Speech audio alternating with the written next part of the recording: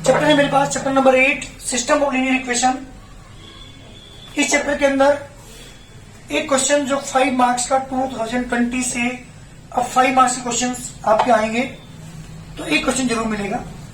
अगर इस साल से पहले ईयर की मैं बात करूं तो उनमें हर पेपर में इस चैप्टर से क्वेश्चन मिलता है 6 मार्क्स का। सबसे ज्यादा इंपॉर्टेंट एक्सरसाइज है, और जैसे हमने एडजॉइन ट्रांसपोज निकालना सीखा था वो सारी चीजें यहां यूज होंगी। फिलहाल इस क्वेश्चन एक्सरसाइज में क्या है वो सुनिएगा ध्यान से। Number 1 case, note number 1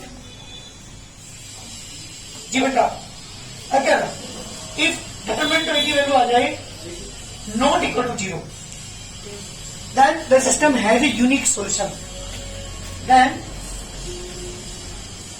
system has unique solution.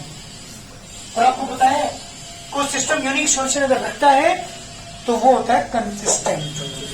आपने क्लास 10 में चैप्टर पढ़ा था लीनियर इक्वेशन टू वेरिएबल, वहां पे सीखा था कि अगर किसी सिस्टम के एक सॉल्यूशन हो या मेनी सॉल्यूशन हो तो सिस्टम कंसिस्टेंट कहलाता है।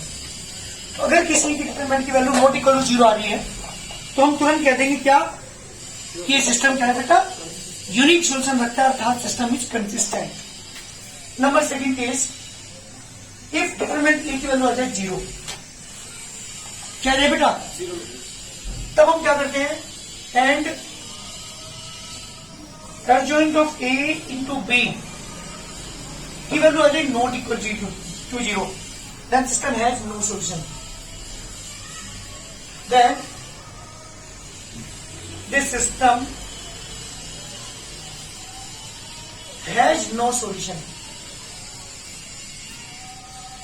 ये सिस्टम कोई भी सोल्यूशन नहीं रखेगा अगर एडजॉइंट ए और इनटू बी की वैल्यू आ जाए बेटा नॉट इक्वल टू 0 आ जाए। इसका मतलब ये हुआ नो सोल्यूशन केस में सिस्टम क्या कहलाएगा, इनकंसिस्टेंट है। तो ऊपर वाले केस में क्या कहलाएगा, सिस्टम कहलाएगा consistent. Third case, if determinant A की वैल्यू तो नॉट इक्वल टू 0 आ जाए, सॉरी इसकी वैल्यू 0 आ जाए, एंड एडजॉइंट ए इनटू जो बी की वैल्यू वो इक्वल टू 0 आ जाए, then system has infinite many solution. Then system has infinite many solution. Means क्या कहलाएगा ये भी, जल्दी बताओ जी, कंसिस्टेंट। दो केस में सिस्टम को कंसिस्टेंट कहेंगे और एक केस में कहेंगे इनकंसिस्टेंट। कब, जब एडजॉइंट ए इंटू बी की वैल्यू आ जाए बेटा नॉट इक्वल टू 0। ये नोट है जो एक्सरसाइज में आप यूज करेंगे। मैं पहले क्वेश्चन की बात कर रहा हूं, ध्यान दीजिएगा। एक्सरसाइज है मेरे पास 8A, ध्यान देना। एक्सरसाइज 8A, पहला क्वेश्चन है बेटा x प्लस की 2y equal to 9, 2x plus की 4y equal to 7। First equation ready the second equation. पहले सुन लो क्वेश्चन क्या पूछा है। 1 क्वेश्चन से लेकर के क्वेश्चन नंबर 8 तक सेम प्रोसीजर है। क्वेश्चन ने कहा है show that each of the following system of equation is inconsistent.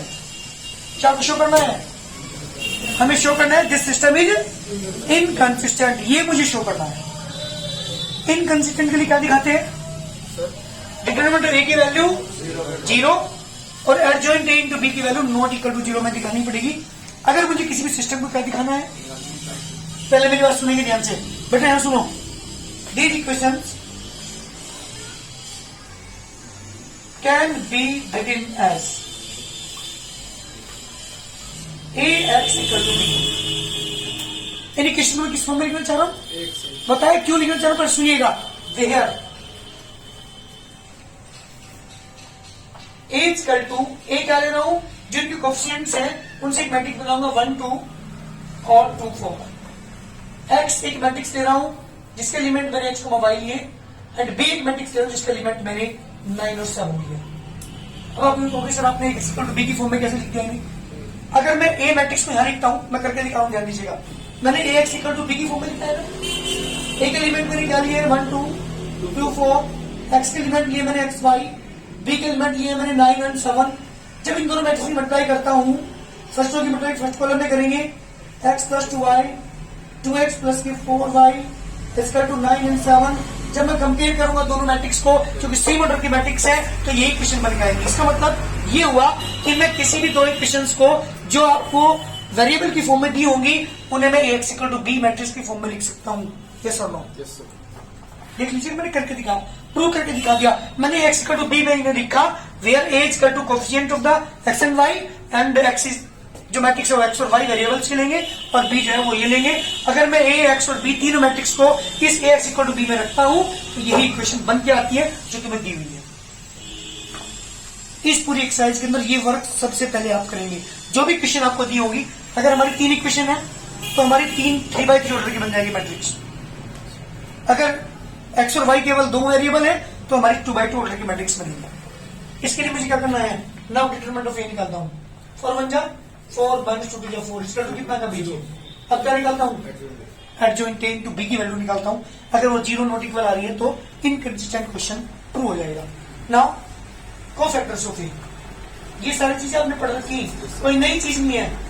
Now cofactors of a, C11 1 to 1 की पावर 2। जल्दी बताओ, फर्स्ट रो फर्स्ट कॉलम 4 बेटा, C12 जल्दी बताओ, माइनस फर्स्ट और सेकंड कॉलम 1 की 2, C21 जी कितना आएगा 1 की 2, C22 जी 1। नाउ मैट्रिक्स ऑफ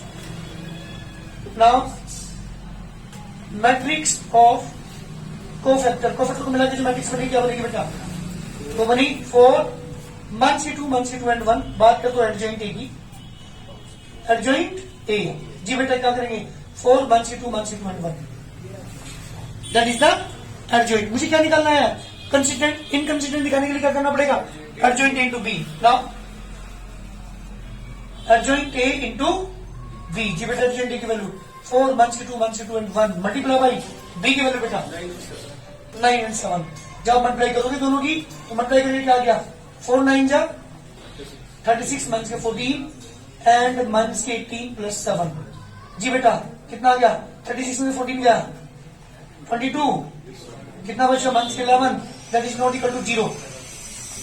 क्या 0 के इक्वल आ रहा है, नहीं आ रहा ना। कंडीशन क्या थी, क्या बताया था मैंने आपको, अगर एडजॉइंट ए इंटू बी की वैल्यू क्या आ जाए, नॉट इक्वल टू 0। क्या है इसकी वैल्यू, नॉट इक्वल टू 0। इसका मतलब क्या हुआ, सो दिस सिस्टम, जल्दी बोलो आंसर क्या लिखोगे, सो this system is inconsistent. Any problem बेटा, सिस्टम क्या आपको कर दिया मैंने, ये क्वेश्चन क्या है बेटा, सॉरी इनकंसिस्टेंट है। Question complete. ये जो मेरे क्वेश्चंस है 1 से लेकर कहां तक बेटा, 8 तक के क्वेश्चन में सेम वर्क है। ध्यान सुनो भाई एक बार, अगर किसी के मैट्रिक्स डिटरमिनेंट की वैल्यू नॉट इक्वल टू 0 आ जाए तो ध्यान दीजिएगा वो सिस्टम यूनिक सॉल्यूशन रखता है, अर्थात कंसिस्टेंट। क्लास 10 में हमने पढ़ा था, अगर किसी के यूनिक सॉल्यूशन है या मैनी सॉल्यूशन तो वो कंसिस्टेंट क्या कहलाता है, कंसिस्टेंट। अगर मैनी यूनिक सॉल्यूशन सॉरी अगर आ जाए क्या, नो सॉल्यूशन तो इनकंसिस्टेंट। दूसरा केस हमारा ये था कि डिटरमिनेंट की वैल्यू 0 आ जाए, फिर निकालते क्या है, एडजॉइंट इनटू बी की वैल्यू, वो नॉट इक्वल टू 0 आ जाए तो कहेंगे सिस्टम इनकंसिस्टेंट। अगर इसकी वैल्यू भी 0 आ जाए, इसकी वैल्यू भी 0 आ जाए, तब कहेंगे सिस्टम कंसिस्टेंट। ठीक, तो एक्सरसाइज स्टार्ट की मैंने 8 है, जिसका पहला क्वेश्चन था, 2 इक्वेशन रखी। क्वेश्चन ने कहा कि शो कीजिए दिस सिस्टम इज इनकंसिस्टेंट। क्या लेके चला, the equation can be written as, जो इक्वेशन तुम्हें दी होगी उन्हें हमें x इक्वल टू b की फॉर्म में लिख सकते हैं। ए क्या है, इनके coefficient 1 2 2 4, capital X equal to XY, capital B equal to 9 7। Matrix बना ली मैंने, पता है क्यों लिखा मैंने ऐसे, क्योंकि मैंने यहाँ प्रूव करके दिखाया x इक्वल टू b है रहा, a की वैल्यू रखी, x की वैल्यू रखी, b की वैल्यू रखी, दोनों मैट्रिक्स मल्टीप्लाई करके जब कंपेयर किया तो यही इक्वेशन बन गई। इसका मतलब क्या हुआ कि इन इक्वेशन को मैं किस फॉर्म में लिख सकता हूँ, ax इक्वल टू b की फॉर्म में लिख सकता हूँ। x और y अपॉन नहीं है, x और y मैट्रिक्स लिखेंगे, वो भी कॉलम मैट्रिक्स। ठीक, फिर मैंने क्या निकाला, डिटरमिनेंट निकाला, 0 आ गई वैल्यू। इसके बाद now cofactors of A, cofactor निकाले, मैट्रिक्स को कोफैक्टर बनाया, एडजॉइंट बनाया, एडजॉइंट की किससे मल्टीप्लाई की, बी में। क्यों, क्योंकि मुझे ये वाली कंडीशन दिखानी थी। इसकी वैल्यू आगे बैठा है 22 and -11, that is not equal to 0। जब इसकी वैल्यू नॉट इक्वल टू 0 इसका सिस्टम कैसा है? क्वेश्चन 1 से लेकर क्वेश्चन नंबर 8 तक में यही वर्क है।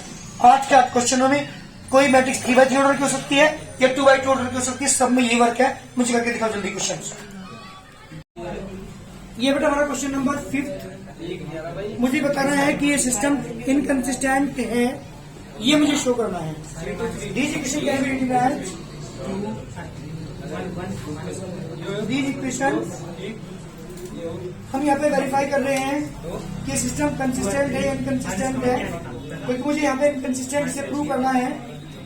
क्वेश्चन 1, 2, 3, 4 मैंने क्वेश्चन 1 आपको कराया, सेम क्वेश्चन थे 2 भी 3 भी 4 भी अपने आप आपको करने हैं। मैं क्वेश्चन 5 की बात कर रहा हूँ। These equations can be written as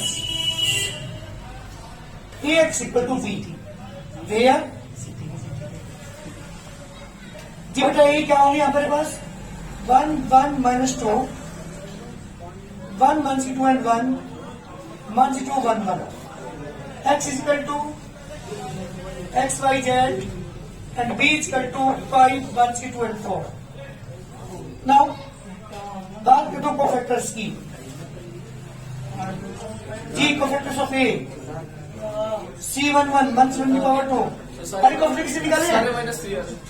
-3 C1 -3 C2 is also -3 C3 is also -3 C21 ji C21 पे -3 आ रहा है। C22 is also -3 C31 -3 C32 is also -3 and C33 is also -3. Now matrix of cofactors. Now matrix of cofactors को मिला के जो matrix बनेगी हमारी वो बनेगी बेटा -3 -3 -3 -3 -3 अच्छा डिटरमिनेंट तो हमने निकाला ही नहीं पहले इसका 0। ठीक है चलो एडजॉइंट निकाले तो हम पहले यहां से एडजॉइंट ए इसका टू यही आएगा -3 -3 -3 -3 -3 एंड -3। अच्छा डिटरमिनेंट की वैल्यू कितनी आई थी बताना एक बार, निकाल के देखता हूं मैं। 1 बाहर, ये खत्म मंथ के 2 मंथ्स के बाद जी -1 ये कैंसिल 1 + 2 मंथ्स की 2 ये कैंसिल 1 मंथ्स की 4 जी -3 मंथ्स की 3 और यहाँ पे बेटा मंथ्स की 3 प्लस की 6 0 आ गया बेटा। नाउ जब इसकी वैल्यू 0 है नाउ हम निकालेंगे adjoint A determinant of B, sorry adjoint A into B की वैल्यू निकालेंगे। मैंने आपको कल 3 कंडीशन बताई थी। नंबर 1 क्या बताया था बेटा आपको? नंबर 1 क्या बताया था? अगर डिटरमिनेंट ए की वैल्यू क्या आ जाए नॉट इक्वल टू 0 आ जाए तो उस केस में क्या होगा? ये सिस्टम है यूनिक सोल्यूशन कंसिस्टेंट। सेकंड बताया था अगर डिटरमिनेंट ए की वैल्यू 0 आ जाए उसके बाद हम एडजॉइंट इंटू बी निकालते हैं। अगर वो नॉट इक्वल टू 0 आ जाए तो इनकंसिस्टेंट होता है वरना कंसिस्टेंट। तो दोनों की मल्टीप्लाई निकालता हूं -3 -3 -3 -3 -3 -3 -3 इंटू बी। बी की वैल्यू क्या थी बेटा? 5 -2 and 4 जी। जब आप मल्टीप्लाई करेंगे फर्स्ट वाली पहले कॉलम में करेंगे -15 प्लस के 6 मंथ्स के 12 -15 प्लस के 6 मंथ्स के 12 -15 प्लस के 6 मंथ्स प्लस के 12 ये -3 है जी बेटा। कितना आ गया? अरे कितना बच गया? -21 -21 that is not equal to 0. So this system is क्या प्रूव हो जल्दी बताओ? This system is inconsistent.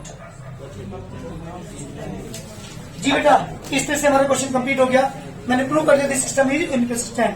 Question number 5 मैंने कर दिया आपका 3/3 ऑर्डर में मैट्रिक्स बन रही थी। क्वेश्चन नंबर 6 सेम है, क्वेश्चन नंबर 7 सेम है, क्वेश्चन नंबर 8 सेम है। सब में इस 1 से लेकर के 8 तक के क्वेश्चनों में आपको बताना था दिस सिस्टम है इनकंसिस्टेंट, ये मुझे शो करना था। तो इसलिए सबसे पहले मुझे डिटरमिनेंट निकालना पड़ेगा। अगर वो नॉट इक्वल टू 0 आ जाए तो फिर एडजॉइंट इनटू बी निकालते हैं। अगर नॉट इक्वल टू 0 आ जाए तो हमारा प्रूव हो जाता है सिस्टम इज इनकंसिस्टेंट। जल्दी करिए, सुनिए क्वेश्चन नंबर मेरा 6 है। This equation can be written as, मुझे बताना है कि ये सिस्टम इनकंसिस्टेंट है। This equation can be written as a x equal to b, where a is equal to 2 1 3 3 1 2 and 5 5 1 4 and 9 x equal to x y z and b is equal to 1 1 4 and 14.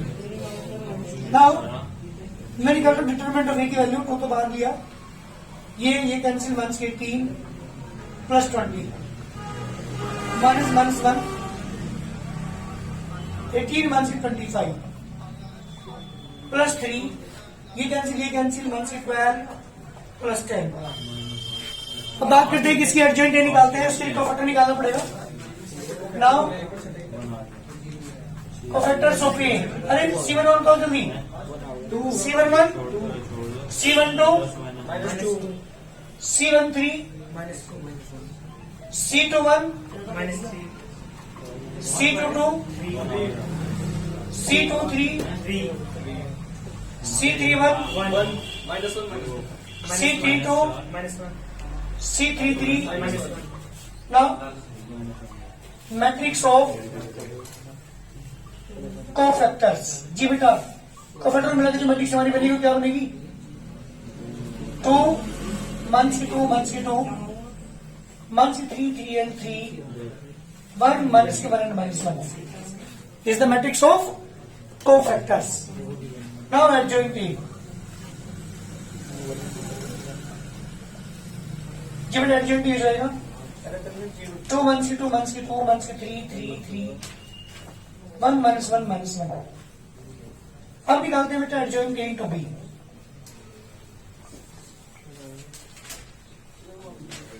Adjoint A की value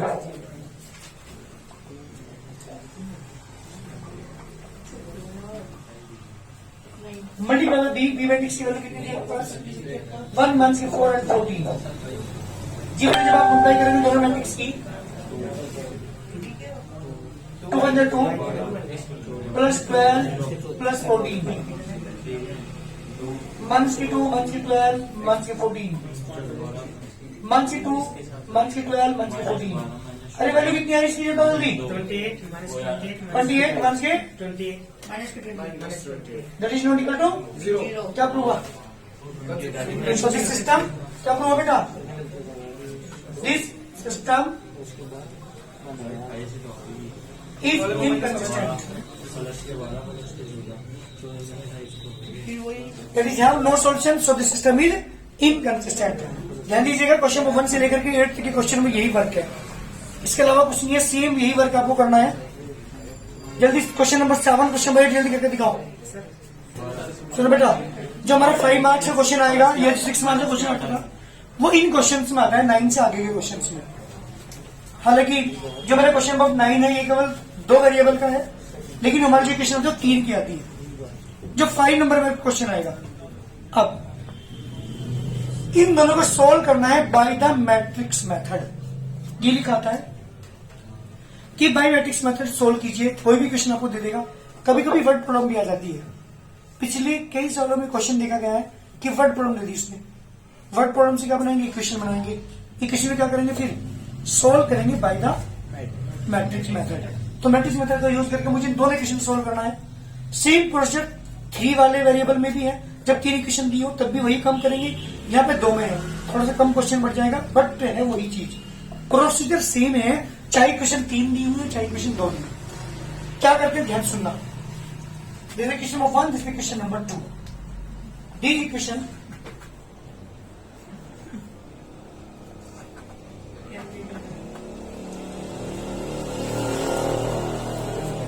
can be written as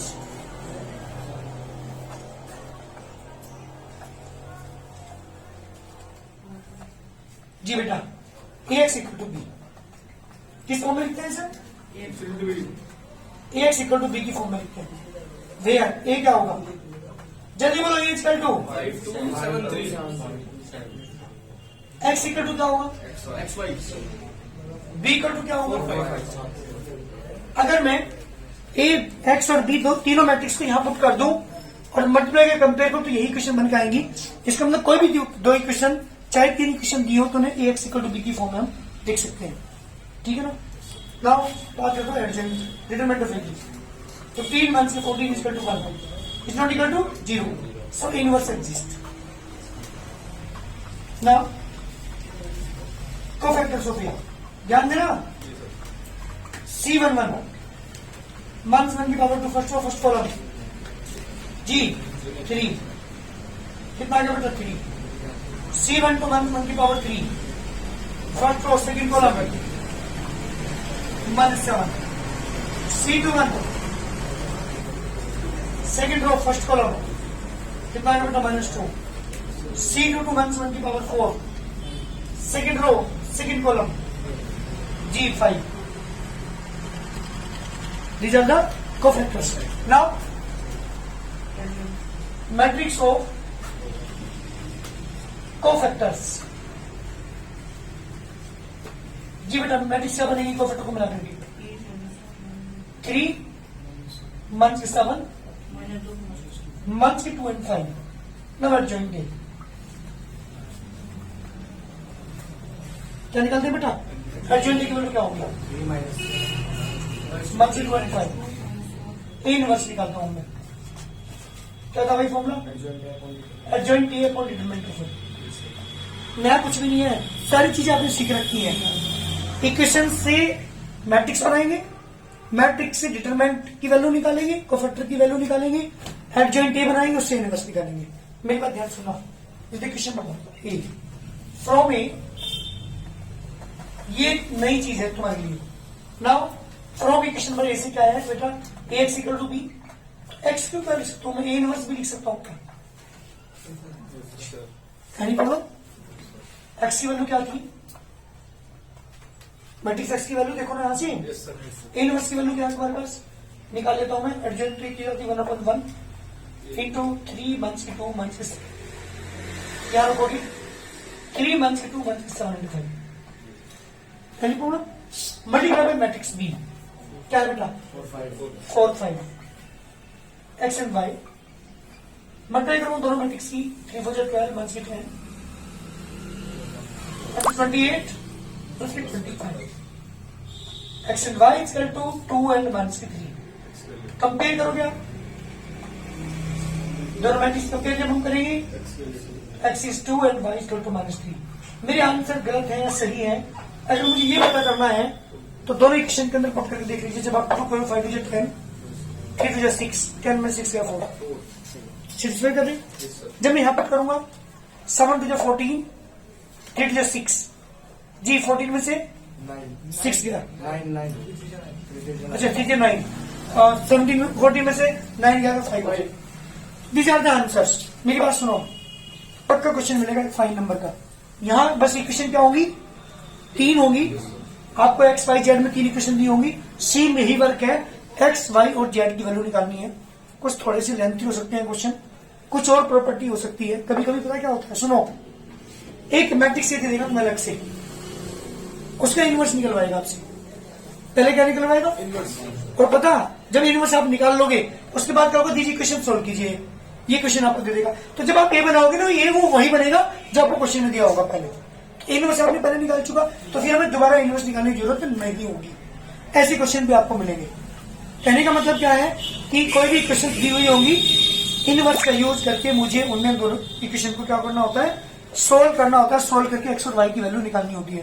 question number 9 से लेकर पूरी exercise last तक same procedure है। कोशिश करके देखना, जितने भी क्वेश्चन हो सकते हो।